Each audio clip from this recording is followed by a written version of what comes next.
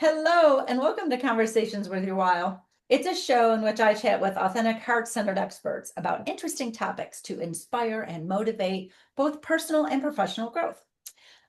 Today, we have such a cool topic, and we're going to be talking about people pleasing and how to give that up and how to really step into a life that you love, because this conversation is going to be with your while, because you're feeling maybe lost or stuck and you are just longing for freedom, right? Freedom to be yourself, freedom to live a life that you love.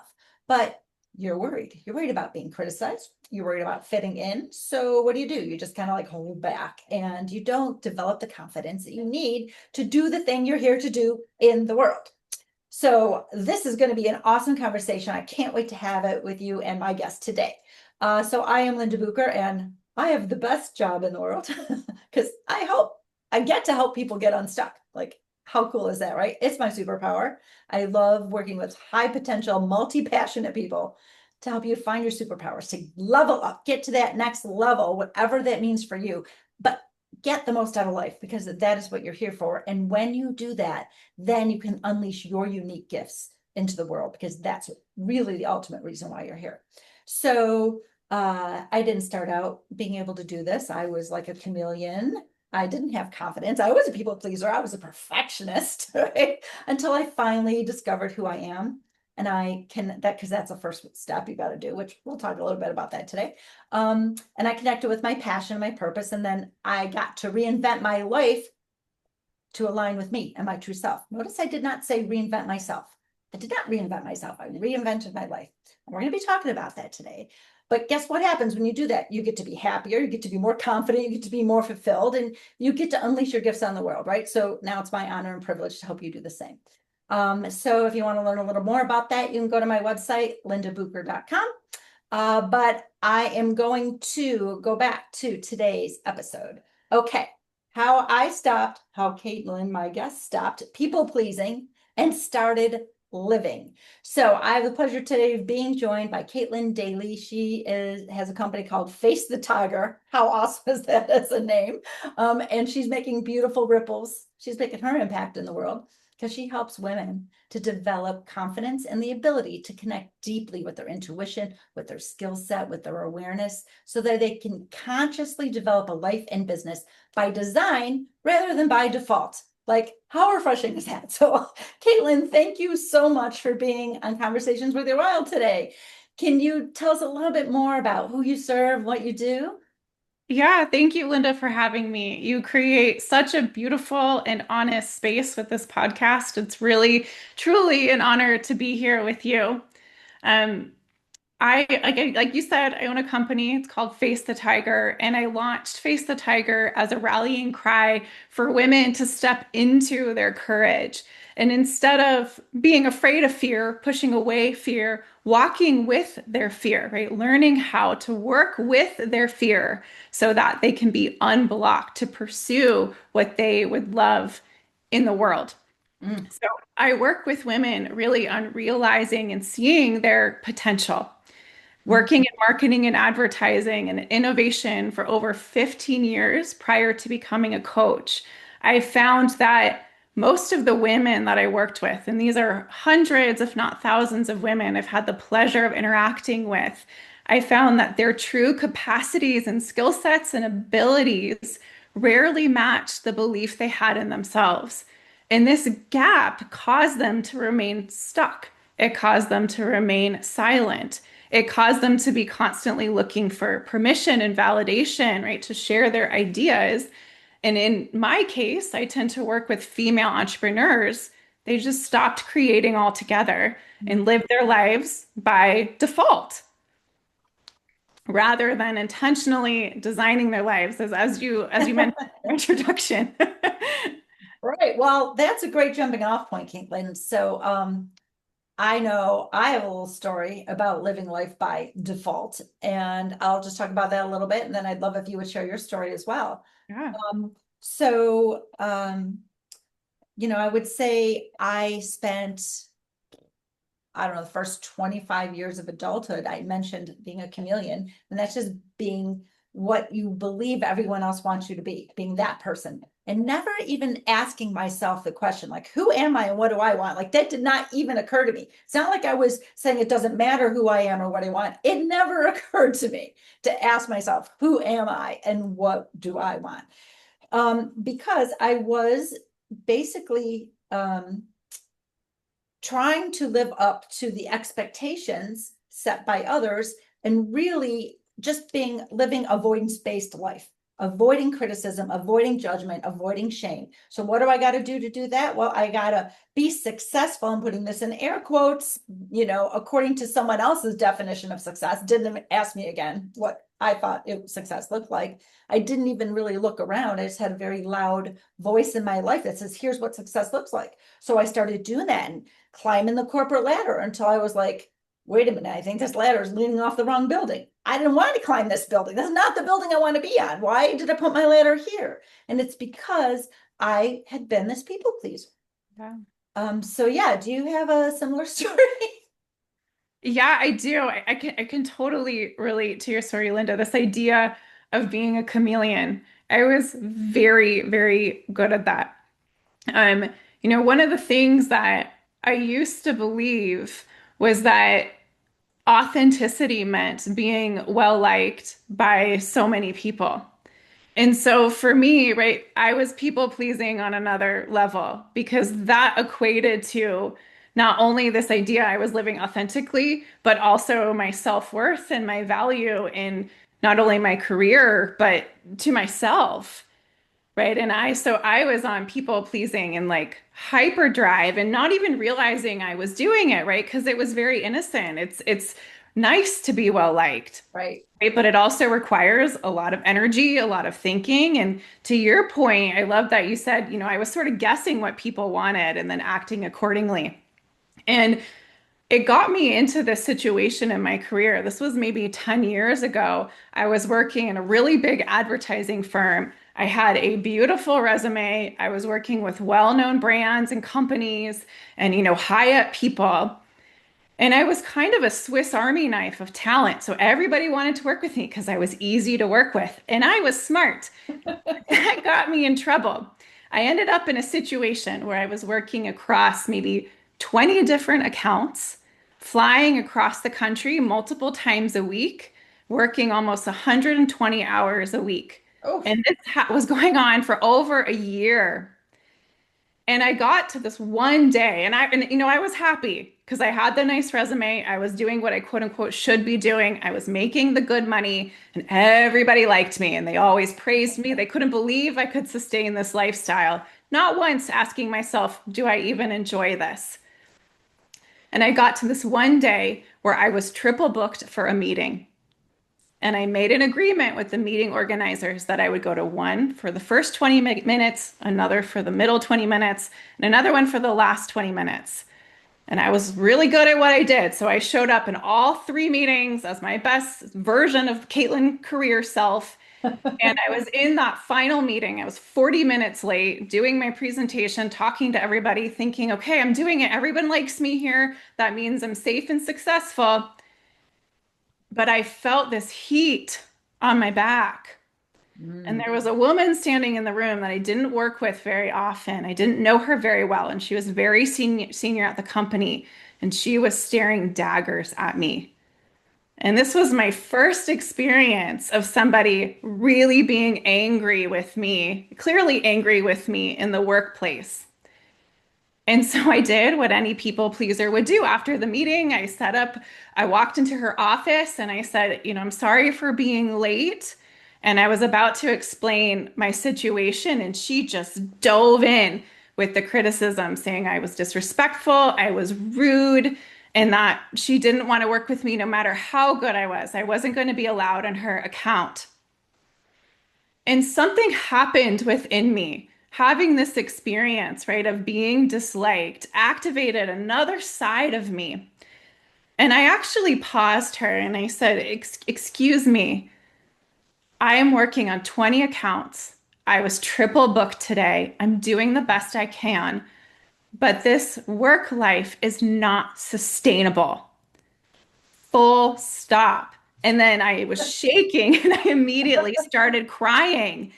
But what was remarkable about that experience, Linda, is that this woman saw me exactly as I was, Mm, right? And she said, "You're right. This is not sustainable. And I have the power to change that." And she did.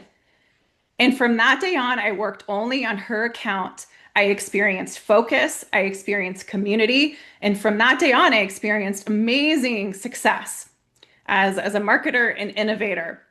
And I really attribute it to my ability, right, in that moment, for whatever reason, to show up as me. exactly. That's amazing. Thank you so much for sharing that excellent story. You allowed yourself to be you, which is super scary. You had to be super vulnerable, right? And vulnerability scares the crap out of people because if you're vulnerable, people won't like you, people will judge you, people will criticize you, the very thing that we're all trying to avoid when we're people pleasing, right? So to just get to that breaking point was such a gift for you because you got to show your true self and then wow, what beautiful things happened when you did. So let's talk about the fears, right? So we've got people who are afraid, like you gave a beautiful story about like I just had to like be real, like be real, be vulnerable. I was feeling vulnerable in the moment. I was feeling exhausted. I had just had to be real, be truthful, be honest with myself and with other people. So, but people are afraid, right? So I think we should address these fears because today we want to, encourage people to and tell them how to start living, right? But if they've got a bunch of yeah buts in the way, they're not going to do. Right? Our audience is not going to do this. So we gotta address some of the yeah buts that are coming up. So what's name some a fear that you maybe you had in your own experience or that you see your clients have, like one of the big obstacles that's in the way of truly showing up as your authentic self. And when we say authentic, we don't mean where the most people like you. We mean where you're the most you. That's what we mean.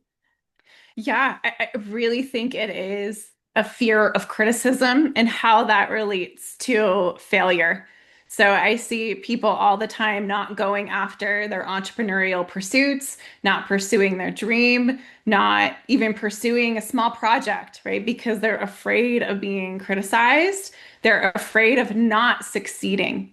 Mm. Right. And a lot of times I noticed for my female clients, and you as a coach, you probably might be able to relate to this, right? It's because I don't see another way or I don't know how to get from where I am to where Right. I want to be. So it's not worth trying. Right. Yeah. Nobody wants to waste their life going in the wrong direction. So they just don't start. They stay stuck, right? Because they don't know the direction. We'll share our direction with everybody today. So that'd be great. So this fear of criticism, this fear of judgment, right? This the reason we're so afraid of that, we have this identity that we've given ourselves when we were usually small, right? And Mhm. when we started believing what we thought everybody was telling us who we are or what we should be or who we should be, what we should be doing, right? So we stop trusting ourselves at a very young age. Now, children, they don't really have a fully formed brain, right? So yes, you can't really trust many decisions you make as a child. However, we aren't encouraged to be autonomous in our discovering who we are and what we want. And actually, my daughter is getting a doctorate in psychology, and she's one of the courses she's taking right now is play therapy for children. And she was telling me about it's a model for child psychology is to let them be completely autonomous, in their record that they already know how to solve their own problems. They do know how to move past limiting beliefs they have. But when we're solving everything for them, we don't let them use that natural ability. And now here we are as adults and we don't have that natural ability anymore. We don't trust ourselves, right? So we have this identity of who we think we're supposed to be. And generally when we're criticized when we're children, we make the assumption, the child's mind makes the assumption there's something wrong with me, right? Even though we're born a bazillion% worthy, and that doesn't actually change. Um, but we believe that. And so every time we get a new criticism, it's reinforcement of that belief and reinforcement of that identity we've set for ourselves. So it's super hard to overcome these fears of of being criticized or judged because it's a threat to the identity that we've created for ourselves. It's it's more comfortable to be uncomfortable in something than the unknown. We don't know if we don't know who we are or what we want, like, ooh, that's too scary. And we don't know how to get there, which is what you just said, way too scary. But we can be comfortable in knowing that we're not good enough, right? Even though that's a bunch of baloney. Yep. We're comfortable there. Yep. So it's really scary to trust yourself because you don't know you can. You've probably not, you've probably not exercised those muscles too much. And Yeah. you truly believe you're not good enough. And so that worthiness, like that's the work I do with my clients a lot is we're coming to your passion and purpose. Like that's where we're going. That's where we're going to get to. But the base, and we've talked about getting to know who you are, but below that, like fundamental to that is you can't love yourself until you know you're worthy. And I don't mean know up here in your head. I mean know your heart and your cells, right? Right. To know that you are 1,000% worthy. And when you know that, then that fear of being judged goes away. And it goes away because you stop worrying about what other people think. Take it away, Caitlin.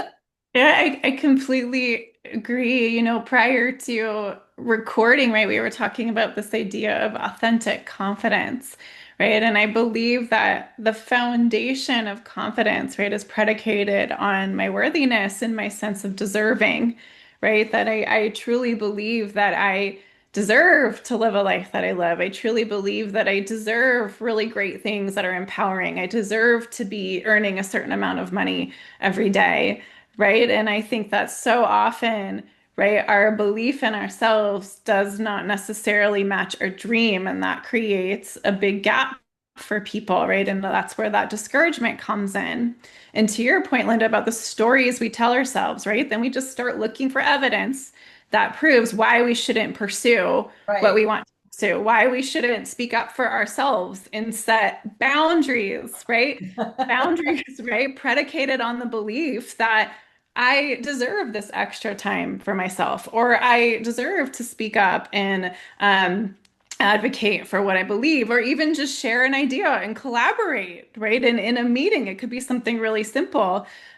So yeah, I completely agree with all that you're saying and this idea, right, that we tend to look for evidence about why we're not enough, why we're not deserving, why we don't have the skill set, I'm too old, I'm too young, right? We're so good at identifying those stories and reasons not to do something.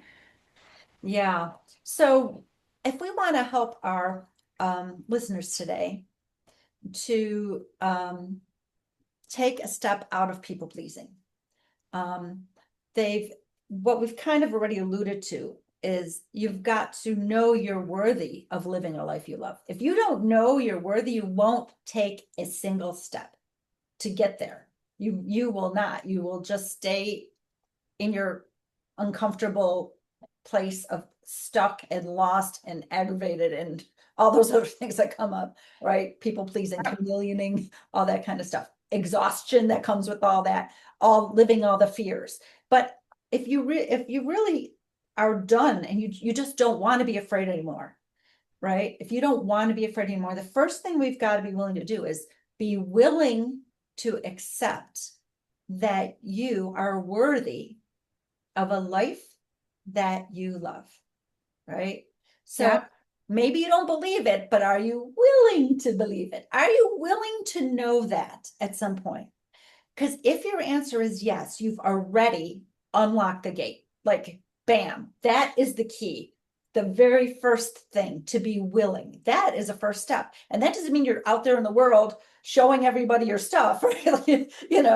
But that is really huge to be willing. Because once you're willing, then you can be willing that to have that, like if I'm willing to live a life I love, then in order for that to happen, could I be willing to fail at things? Could I be willing for people to not like me? Could I be willing, like, is that a price? Is that too high a price to pay to live a life I love? Or, like, so that's a beautiful step forward is just be willing to know that you are worthy of a life that you love. Yeah. And that is how you unlock the people pleasing. You don't stop the people pleasing to live a life you love. You recognize you are worthy of living a life you love. And then it works backwards from there. Yeah, absolutely. Okay, so let's talk about some next steps for people because podcast listeners, I know what you're going to do. This is going to end. You're going to hit play on another podcast, like, and you're gonna be like, "Oh, that was so enlightening," but you're not going to do anything. We don't want that to be the case. Caitlin and I, Nope. really, I mean, our life's work here is to help people live. I say, big, beautiful, rich, full life. You deserve it. It's yours for the taking. Like, this is my purpose to help you get there. This is Caitlin's purpose, same thing, to be living authentically, to be you feeling confident so you can go after what you want so that you can make the difference in the circles in the world you're supposed to make the difference. So let's talk about what we can leave you with, something you can do that's not going to take a whole bunch of time, but that, beyond that, I am willing to, because that unlocks the gate. I'm willing to recognize I am worthy of living a life I love. And I'm willing to understand that from Caitlin and Linda, that you can do this for yourself. I don't even have to wait for anybody else. It's in my power. Woo! Right? So Caitlin, from there, what would you say would be another small step, something people could do today? So, a small step, if you'd be willing, I invite you to first block off maybe just 30 minutes on your calendar. Block off that amount of time and hold that time as if it's a doctor's appointment that was really, really hard to get. Right? And as you're kind of looking forward to that moment, maybe you schedule it later this week so you have a few days to think about it. But I invite you to pick an activity that fulfills your childlike curiosity, right? And so maybe this is going to a park and laying in the grass looking at the sky. Maybe it's going to a playground and swinging on the swings. Maybe it's going to a toy store. But pick an activity, right, that kind of tickles your inner child and make a decision as you're entering into this activity to say that I'm going to spend quality time with myself as I experience this childlike wonder. And try not to have any expectations going into it. It might feel really weird. You're probably going to notice yourself thinking about your to-do list. You're going to notice yourself talking yourself out of this 30 minutes. But again, do your best to really hold this time sacred for yourself. Do it once a week and see what happens. Just see what happens after a month. And if you like what you're seeing, do it again. But this is kind of a baby step that you can take in a direction, right, of developing and cultivating your worthiness from the inside out. That's beautiful. I love that, Caitlin, because it's bringing you back to that time when you started giving yourself away, right? And so Yes. instead of giving yourself away, you're honoring yourself and what the little you wanted and would love to do. I remember I had a client who had a very traumatic memory when she was like 4 years old. She got some paints for her birthday. And so her and her friend went in the bathroom and started painting stuff, but it was like not child type washable paints. And so things got permanently ruined and her mother had a huge fit and she was never allowed to paint again. So she was like pushing away all creativity. And so her homework that week that I gave her was to paint. I said, you got to paint. This is what you got to do. You got to go. So she ended up going to like a thrift store and buying some plates and whatever, and then just using this permanent paint. Yeah, exactly. Years, right? This whole permanent, and she loved it.